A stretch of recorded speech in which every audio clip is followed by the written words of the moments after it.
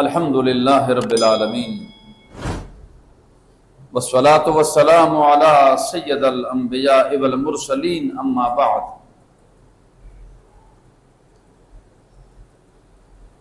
اعوذ باللہ من الشیطان الرجیم بسم اللہ الرحمن الرحیم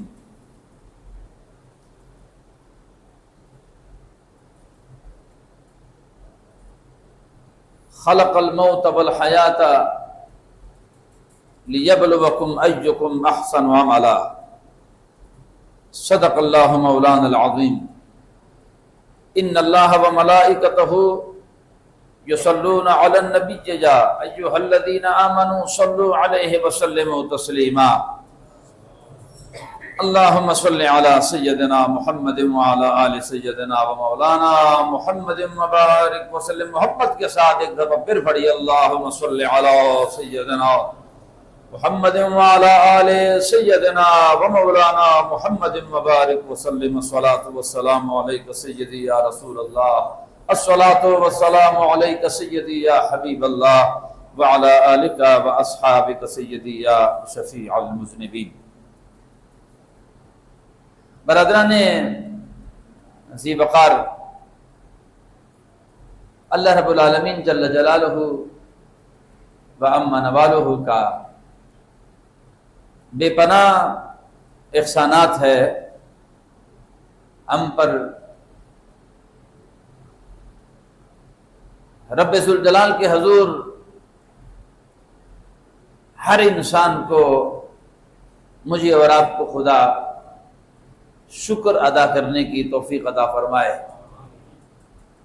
کہ اللہ رب العالمین کے بے پناہ احسانات، نعمتیں، رحمتیں، فضل و کرم، یہ جو کچھ بھی آج میں اور آپ اپنے آنکھوں سے دیکھ رہے ہیں، یہ میرٹ کی بنا پر نہیں ہے، یہ فقط اس کے فضل کے محتاج ہیں، اور رب ذوالجلال ہم سب پر یہ فضل کی چادر ہمارے سروں پر اسی طرح تنی رہے۔ حضرات، نمازیں سارے پڑھتے ہیں، عبادتیں، ریاضتیں، تلاوتیں، تسبیحات، اللہ اللہ کرنا، یہ ماشاءاللہ ہر مسلمان اللہ کی توفیق سے کرتا ہے، اور اللہ کی توفیق سے ہی ممکن ہے۔ مگر جناب حضرت سیدنا فاروق اعظم رضی اللہ تعالی عنہ تشریف فرما تھے، تو ایک صحابی رسول سامنے سے گزرے، تو جناب سیدنا فاروق اعظم رضی اللہ تعالی عنہ نے اس شخص سے فرمایا کہ یہ جو سامنے بندہ ہے، اس کے بارے میں جناب کا کیا خیال ہے، یہ کیسا آدمی ہے؟ اس شخص نے کہا کہ یہ تو کیا بات ہے، میں گواہی دیتا ہوں کہ یہ بہت اعلیٰ اچھا انسان ہے۔ تو جناب سیدنا فاروق اعظم رضی اللہ تعالی عنہ نے اس شخص سے فرمایا کہ نبی پاک صلی اللہ تعالی علیہ وسلم کا فرمان مبارک ہے کہ ہر انسان کے بارے میں اچھا گمان رکھا کرو، گمان اچھا ہی رکھنا چاہیے، ہر مسلمان کے بارے میں گمان اچھا رکھنا چاہیے۔ مگر میں آپ سے ایک سوال کرنا چاہتا ہوں، کبھی آپ کا واسطہ پڑا ہے ان کے ساتھ؟ کبھی واسطہ پڑا ہے؟ نہیں جی، واسطہ تو نہیں پڑا۔ آپ نے فرمایا آپ اس کے پڑوسی تو نہیں ہے؟ فرمایا میں پڑوسی نہیں ہوں۔ فرمایا پھر پڑوسی سے اس کے بارے میں پوچھا جائے، آپ تو پڑوسی نہیں ہے نا۔ انسان کی نمازیں دیکھ کر، تلاوتیں دیکھ کر، جھکا ہوا سر دیکھ کر، تسبیحات پڑھتے پڑھتے دیکھ کر، میٹھی باتیں کرنا دیکھ کر، بابا یہ اس کے پڑوسی سے پوچھو، جس کے ساتھ ان کا دیوار جڑا ہوا ہے، جس محلے میں وہ رہتا ہے، ان لوگوں سے پوچھو کہ یہ کیسا بندہ ہے، نمازیں تو پڑھتا ہے، روزے رکھتا ہے پر ناسور ہے۔ نبی مکرم صلی اللہ تعالی علیہ وسلم کا فرمان مبارک ہے کہ جو بندہ اپنے زبان سے اپنے کلام سے اور اپنے زندگی سے، اپنے سورس سے اور کسی کو نقصان پہنچاتا ہے، وہ ہم میں سے نہیں ہے۔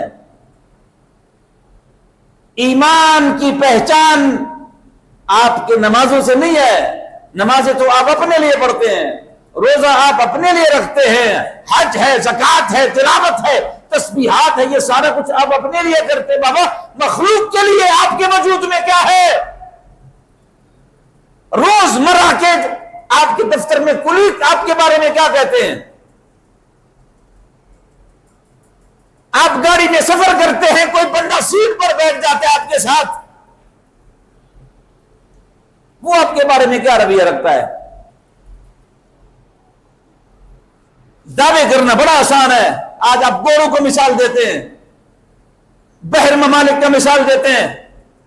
معذرت کے ساتھ میں طنز نہیں کرنا چاہتا کسی پہ، مگر آپ یہاں راستے میں ہو سکتا ہے کہ آپ ٹافی کھائیں گے نا، تو ٹافی کھاتے ہوئے ہو سکتا ہے آپ اس کی جو کاغذیں پھینک دیں، زمین پر پھینک دیں گے، مگر بحر جب آپ جاتے ہیں تو ذرا زمین پر پھینک کر دے جاؤ نا ذرا۔ یہ قانون آپ یہاں پر اور ہوتا ہے، وہاں پر جب آپ لوگوں کو دیکھتے ہیں وہ کہتے ہیں ڈسٹ بن میں پھینکو یا جیب میں رکھ دو، بعد میں کوئی جگہ آئے گی پھینک دیں گے۔ مگر ہمارا جو انداز ہے، ہم چونکہ مسلمان ہیں اور مسلمان کا کوئی اسٹینڈرڈ نہیں ہوتا، مسلمان کا کوئی معیار نہیں ہوتا، مسلمان کا کوئی طریقہ نہیں ہوتا، مسلمان کا کوئی سلیقہ نہیں ہوتا، ایک دو منٹ کے لیے اگر اشارہ بند ہو جائے تو آپ نے ذرا آوازیں سنی ہے؟ یہ ہمارے صبر کا انداز ہے، یہ ہمارے تربیت کا انداز ہے۔ تھوڑی دیر کے لیے کبھی کبھی جب لنگر تقسیم ہوتا ہے تو کبھی تماشا دیکھیں، لنگر میں تماشا دیکھیں، ہو سکتا ہے اس تقسیم کرنے والے کے کپڑے پھاڑ دیں ہم۔ یہ ہمارا معیار ہے، یہ ہماری زندگی ہے، یہی ہمارا تشخص ہے، یہی ہمارے اندر انسانیت ہے۔ ہمیں جینے کا نہیں پتا۔ کیا اگر آپ سلیقے سے لین میں کھڑے ہو جائیں تو کیا آپ کو نہیں مل سکتا؟ مگر کون سمجھائے ہمیں؟ کیا ہمیں پتہ نہیں؟ پتہ ہے، پر لوگوں کو سمجھانے کے لیے سب کچھ پتہ ہے۔ فیصلہ کسی نے کروانا ہو ایک دو منٹ میں ہم کر لیتے ہیں۔ اور بابا طنز کرنا بڑا آسان کام ہے۔ نیکی کا آغاز اپنے اندر سے کرنا پڑتی ہے، جینے کا رنگ ڈھنگ کے ساتھ جینا اپنے گھر سے کرو۔ طنز کرنا، مائی مجھے پتہ ہے اس بندے کے بارے میں، اس کی پوری ڈیری میرے پاس ہے، یہ ہمارا طرز تکلم ہوتا ہے کسی کے بارے میں، اس کی پوری ڈیری میں جانتا ہوں۔ اور نالائق کہیں کہ آپ اس کی ڈیری جانتے تو آپ کی بھی تو ڈیری کس کے پاس ہے؟ آپ کے جو اللہ نے پردے رکھے ہیں، کون سا عیب ہے جو تمہارے اندر نہیں ہے؟ مگر اللہ کریم نے آپ کا پردہ رکھا ہے، یہ میرٹ کی بنا پر آپ کا پردہ نہیں رکھا، یہ اس نے اپنے فضل سے رکھا ہے، اپنے فضل سے رکھا ہے۔ اور جس کی ڈیری تیرے پاس ہے وہ بھی تو خدا کا بندہ ہے، تو تم ڈاکی ہو، تمہاری نوکری لگی ہے۔ حضرت عبداللہ ابن مسعود رضی اللہ تعالیٰ عنہ کا خوبصورت فرمان آپ کی خدمت میں پیش کر کے میں آگے بڑھنا چاہتا ہوں۔ حضرت عبداللہ ابن مسعود فرماتے ہیں رضی اللہ تعالیٰ عنہ، آپ فرماتے ہیں کہ نبی مکرم صلی اللہ تعالیٰ علیہ وسلم کے اخلاق کریمانہ اتنے اعلیٰ تھے، اتنے اچھے تھے کہ اگر نبی پاک صلی اللہ تعالیٰ علیہ وسلم ڈوبے ہوئے سورج کو نبی موڑواتے، چاند کو دو ٹکڑے نبی کرواتے، کنکری سے کلمہ نبی پڑھواتے، رسول اللہ کا چہرہ انقلاب لانے کے لیے کافی تھا۔ آپ کا چہرہ لوگ دیکھتے، آپ کے اخلاق لوگ دیکھتے۔ اور آپ کا چہرہ کیسے تھا؟ آپ کا چہرہ کتنا خوبصورت تھا۔ جناب عائشہ صدیقہ فرماتی ہے رضی اللہ تعالیٰ عنہ، فرماتی ہے کہ واللہ مجھے رب ذوالجلال کی عزت کی قسم ہے کہ میں آپ کو بتانا چاہتا ہوں کہ رسول اللہ صلی اللہ تعالی علیہ وسلم کا چہرہ کتنا اعلیٰ تھا، کتنا خوبصورت تھا۔ آپ نے فرمایا اتنا خوبصورت لگتا تھا جو کوئی رسول اللہ کے چہرے کی طرف دیکھتا ہوتا، رسول اللہ کا چہرہ اس طرح لگتا ہوتا جیسے رحل میں قرآن پڑھا ہو، جیسے رحل میں قرآن پڑھا ہو، قرآن کی طرح مصطفیٰ کا چہرہ نظر آتا تھا۔ اور یاد رکھنا مصطفیٰ کا چہرہ قرآن کی طرح نظر کیوں نہ ہے؟ رسول کریم صلی اللہ تعالی علیہ وسلم فرماتے کہ انا مرآت جمال الحق، میں جمال خدا کا آئینہ ہوں، انا مرآت جمال الحق، میں جمال خدا کا آئینہ ہوں۔ دیکھا مصطفیٰ کو کیا کرو، پہچانا خدا کو کیا کرو۔ اور پھر حضور علیہ الصلوۃ والسلام نے فرمایا، نبی پاک نے فرمایا اللہ وہ جمیل، اللہ خوبصورت ہے، وہ یحب الجمال، اللہ بہت خوبصورت ہے، اللہ بہت خوبصورت ہے، وہ یحب الجمال، اور پھر وہ خوبصورتی کو پسند کرتا ہے۔ جناب حضرت ابوبکر صدیق حاضر خدمت ہوتے ہیں اور عرض کرتے ہیں یا رسول اللہ صلی اللہ تعالی علیہ وسلم، ذرا یہ تو بتا دے کہ اللہ کتنا خوبصورت ہے اور کیسے خوبصورت ہے۔ یار سوال کرنے کا انداز تو دیکھو، یار اس انداز پہ کہہ دو ذرا، سوال کرنے والا ابوبکر صدیق ہو اور جواب دینے والے رسول اللہ ہو، اللہ کیا منظر ہوگا، کیا کس سلیقے سے آپ نے بات کی ہے۔ آپ نے خدا کے جمال کے بارے میں پوچھا کہ خدا کا جمال کیسا ہے، خدا خوبصورت کیسے ہے، تو نبی کریم صلی اللہ تعالی علیہ وسلم کا وہ غلام صدیق اکبر فرماتے ہیں کہ مجھے 3 چیزیں بہت پسند ہیں، مجھے اس معاشرے میں اگر کوئی مجھ سے سوال کرے تو مجھے 3 چیزیں بہت اچھی لگتی ہے۔ ان میں سب سے پہلی چیز یہ ہے کہ نبی پاک صلی اللہ علیہ وسلم غلام فرماتے ہیں کہ مجھے سب سے زیادہ جو چیز ہے وہ بہت پسند ہے کہ رسول اللہ کا چہرہ ہر وقت دیکھتا رہوں، جو میری پسند ہے۔ رسول اللہ کا چہرہ اتنا خوبصورت تھا کہ ہر وقت میں اس کو دیکھتا رہوں، ہر وقت دیکھتا رہوں۔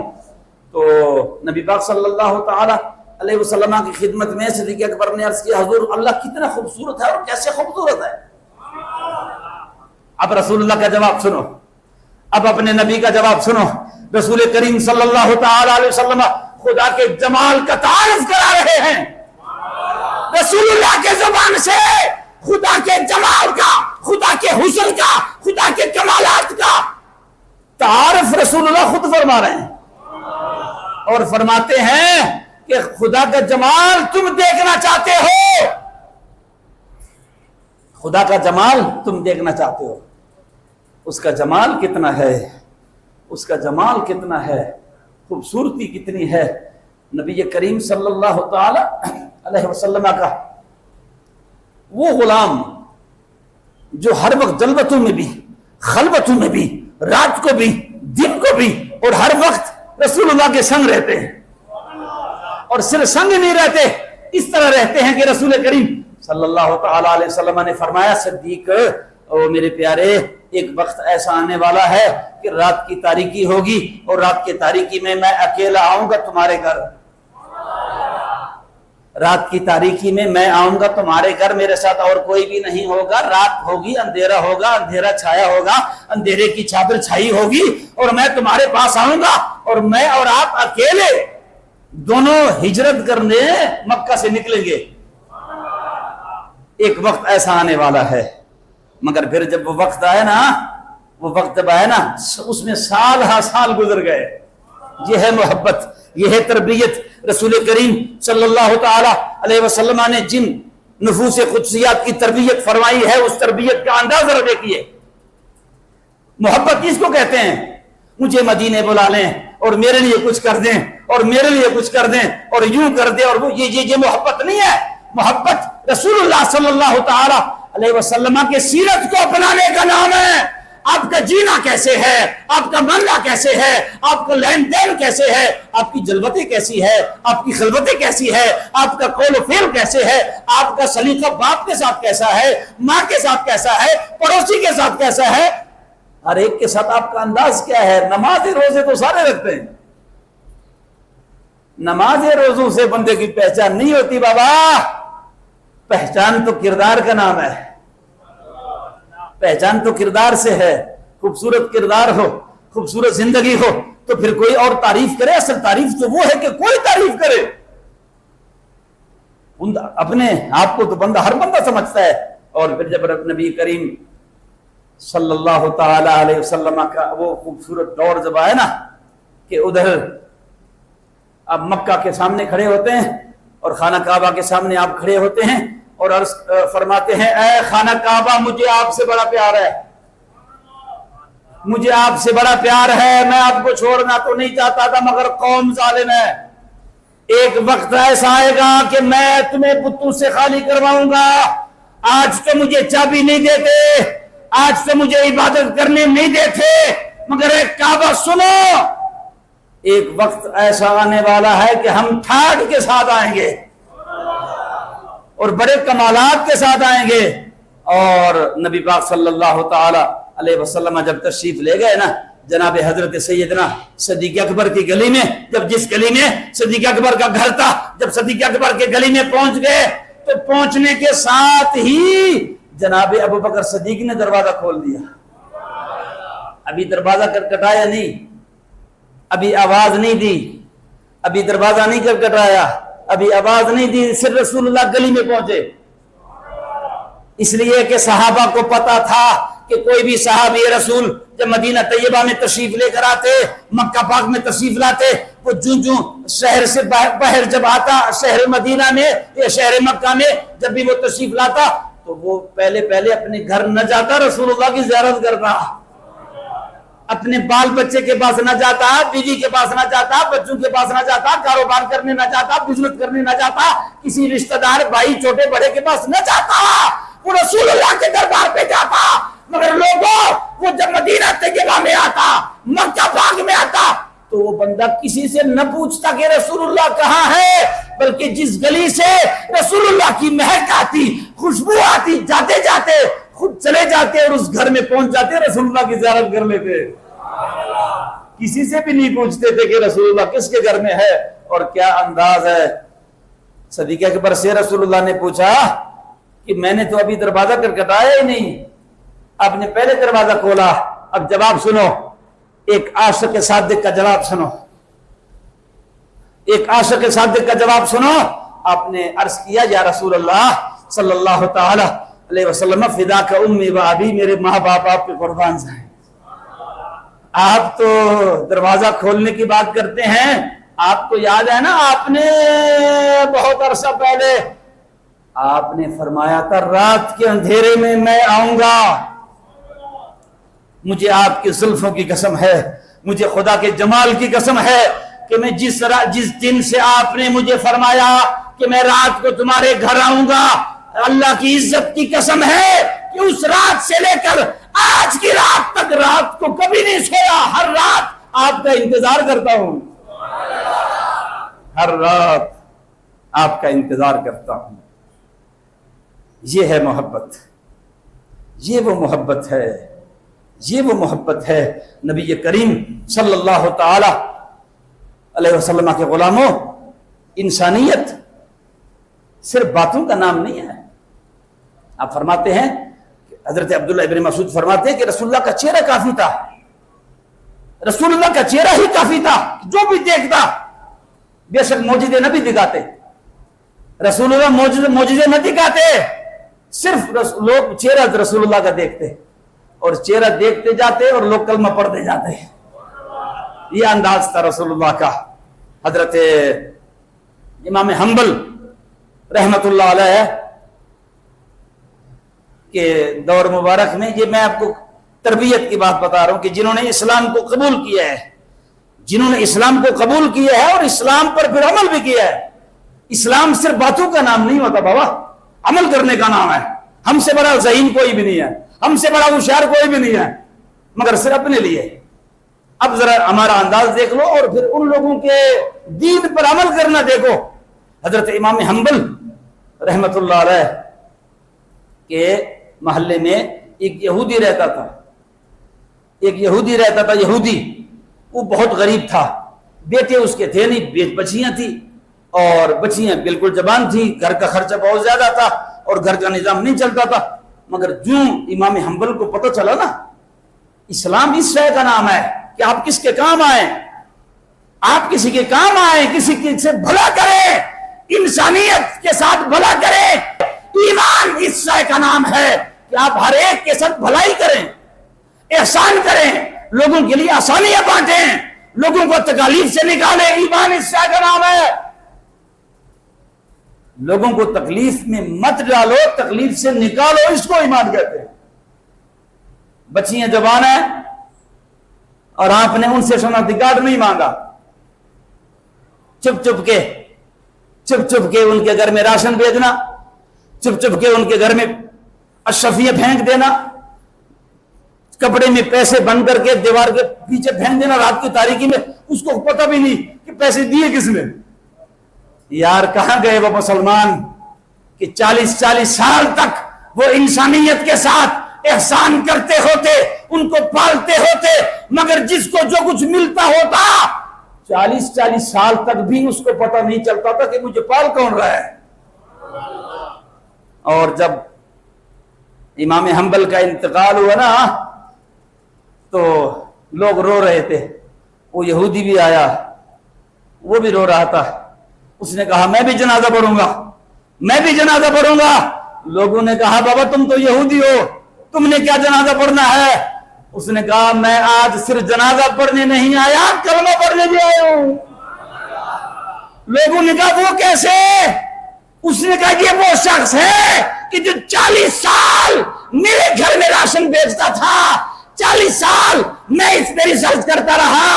لوگوں آج میں نے جب اس کے جنازے کو دیکھا، اس کے کردار کو دیکھا، تو میں نے اندازہ کر لیا کہ اگر مسلمانوں کے ایک امام کے ایمان کا عالم یہ ہے تو رسول اللہ کا مقام کتنا ہوگا؟ اگر ایک مسلمانوں کے امام کا عالم یہ ہے تو امام الانبیاء کا مقام کیا ہوگا؟ میں تو اس کے کردار سے متاثر ہوا، میں نے اس کے کردار کو پڑھا، میں اس کا پڑوسی ہوں اور اس کے کردار کو میں نے پڑھا۔ جو احسانات اس نے میرے ساتھ کیے ہیں آج تک اس نے کسی کو بھی نہیں بتائے، مگر آج یہ تھوڑی بات ہے کہ میں اکیلا نہیں مسلمان ہوا، میرا سارا خاندان مسلمان ہوگا۔ تو انہوں نے کیا کیا؟ انہوں نے اپنے کردار سے متاثر کیا۔ میں اور آپ ڈکوسلے بیان کرتے ہیں، طنز کرنا ہمیں بڑا اچھا آتا ہے، کسی پہ طنز کرنا ہو، کسی کی عیبجوئی کرنی ہو، اور کسی کے کپڑے اتروانے ہو، اور کسی کو ذلیل کرنا ہو، اور کسی کو رسوا کرنا ہو، اور کسی کو 2 ٹکے جتنا نہ سمجھنا۔ ہمارا رویہ دیکھو، آپ یزید کی بات کرتے ہیں، بابا یزید تو مر گیا، آپ مردہ یزید کی بات کرتے ہیں۔ یزید ایک سوچ کا نام ہے، جو سوچ آپ کے اور میرے اندر موجود ہے۔ امام کربلا اور امام حسین اس یزیدیت سوچ کو مٹانے کے لیے آئے تھے کہ سوچ کو مٹایا جائے، اپنے اندر کے بتوں کو مار دیا جائے۔ ہمارے اندر بت پڑے ہوئے ہیں، ایک بت کا سجدہ کیا جاتا ہے، ایک بت انسان کے اندر موجود ہے۔ ہمارے اندر اتنے بڑے بڑے بت خانے ہیں، کبھی سوچا اپنے گریبان میں جھانک کے دیکھو، اصلاح اپنے سے کرو، اپنے گریبان میں جھانک کے دیکھو۔ اور جو بندہ اپنے گریبان میں جھانک کے دیکھتا ہے پھر اللہ کریم اس کو وہ آنکھ عطا فرما دیتا ہے کہ وہ اندر ساری پلیتی دیکھ لیتا ہے، اور پھر جب اندر ساری پلیتی بندہ دیکھ لیتا ہے تو پھر پھونک پھونک کے قدم رکھتا ہے، پھر دھیان سے قدم رکھتا ہے۔ میرے محترم، آپ کی خدمت میں میں گزارش کر رہا تھا کہ ہم صرف باتیں کرتے ہیں اور ان باتوں سے ہمیں نکلنا چاہیے، ہمیں پھر اس بھولے ہوئے سبق کو یاد کرنا چاہیے۔ ہم نے اللہ کے حضور جانا ہے، خدا کو اپنی جلوتوں کا حساب دینا ہے، خدا کو خلوتوں کا حساب دینا ہے، خدا کریم کے معاملات جو اللہ نے ہمیں عطا کیے ہیں اس کا حساب اللہ کو دینا ہے۔ کوئی کیمرے اوپر جہاں پر کسی کی تصویر کبھی ڈیلیٹ نہیں ہوتی۔